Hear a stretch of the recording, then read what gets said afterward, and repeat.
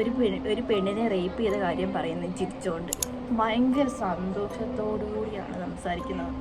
ചേട്ടന്മാർ എല്ലാം കൂടി ചേർന്ന് ഒരു അസോസിയേഷൻ തുടങ്ങിയേക്കും. സോ ഹലോ ഗൈസ്, ഞാനാണെങ്കിൽ ഈ വീഡിയോൻ്റെ ഫസ്റ്റ് പാർട്ട് ഞാൻ പറഞ്ഞിട്ടുണ്ടായിരുന്നു, ചാനലുകാരും ഇതിനെപ്പറ്റി വീഡിയോ ഒന്നും ഇട്ടിട്ടില്ലായിരുന്നു.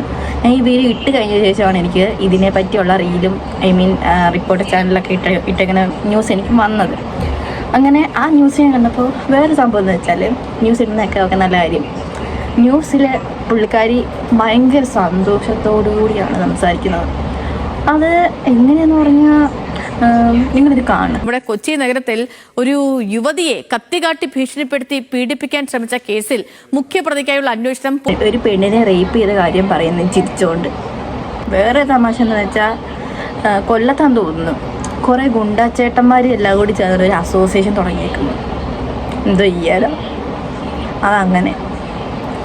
എനിക്കറിയത്തില്ല ഇനി കേരളം എന്താകുമെന്ന്. കൊല്ലത്ത് ഗുണ്ട അസോസിയേഷൻ ഓഫീസ് തുറക്കാൻ പദ്ധതിയിട്ട് ഒരു സംഘം ഗുണ്ടകൾ. നിരവധി ക്രിമിനൽ കേസുകളിലെ പ്രതികളാണ് കോളേജ് ജംഗ്ഷന് സമീപം ഓഫീസ് തുറക്കാൻ പദ്ധതിയിട്ടത്. ഓഫീസ് തുറക്കുന്നതിന് മുന്നോടിയായി ഗുണ്ടകൾ യോഗം ചേർന്നു. യോഗത്തിന് തോക്കുൾപ്പെടെയുള്ള മാരകായുധങ്ങളുമായാണ് ഗുണ്ടകൾ എത്തിയത്. ഗുണ്ട സംഘത്തിന്റെ പേരാണ് ശ്രീ രാജരാജേശ്വരി. ഗുണ്ട അസോസിയേഷന്റെ ഓഫീസ് റെഡിയായിട്ടുണ്ട്. ശ്രീ രാജരാജേശ്വരി ഗുണ്ട അസോസിയേഷൻ.